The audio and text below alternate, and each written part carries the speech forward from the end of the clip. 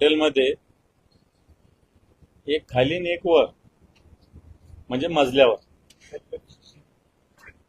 याचा अर्थ वेगळा नाही. एक खालच्या मजल्यावर, एक वरच्या मजल्यावर. परंतु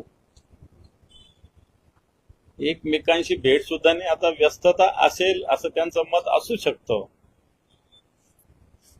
परंतु मला असं वाटतं मी सांगण्यापेक्षा आपल्याला चांगल्या पद्धतीनं माहिती आहे. सभाही एकाच ठिकाणी त्यांच्या आज होत आहेत, एकाच वेळेस होत आहेत. 5, 10, 15 मिनिटाचा फरक आहे फक्त.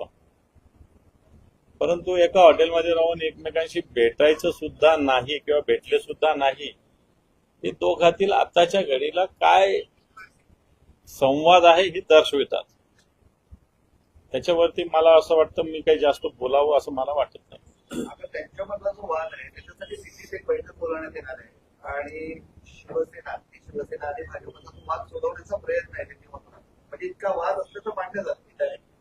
याचा अर्थच तो आहे की दिल्लीत अशा पद्धतीनं वाद मिटवायचा प्रयत्न होतो. याचा अर्थ वाद आहे हे मानलं पाहिजे. कारण दोघेही काही बोलत असले तरी दोन्ही पक्षामध्ये पूर्णपणे विसंवाद झालेला आहे.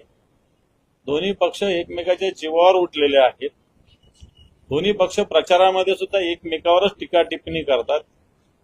एकमेकांना ग्रामीण भाषेत सांगायचं तर खाऊ की ठेवू अशा पद्धतीनं आताच्या घडीला वागतात. परंतु तरी देवेंद्रजी फडणवीस साहेब असतील किंवा एकनाथजी शिंदे साहेब असतील असा वाद असल्याचं मान्य करत नाही.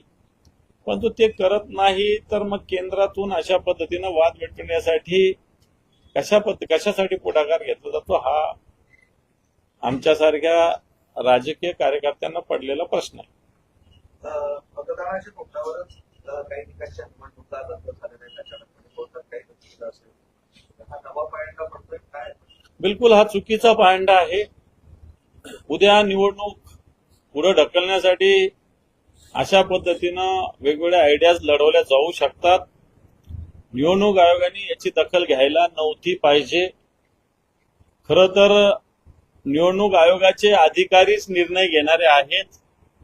त्यांनी निर्णय घेतलेला आहे. त्यालाच आव्हान कोर्टात दिलं होतं. काहीचे निकाल लवकर लागले, काहीचे लागले नसतील. याचाच अर्थ निकाल लागला नाही याचा अर्थ जो आधीचा निकाल आहे तो कायम समजायला पाहिजे होता. परंतु निवडणूक आयोगाने चुकीचे अर्थ लावून जवळपास 30 नगरपंचायतीच्या निवडणुका पुढे ढकललेल्या आहेत. कित्येक नगरपालिकेतील महाराष्ट्रातील जे प्रभागातील निवडणुका आहेत त्या सुद्धा पुढे ढकललेल्या आहेत.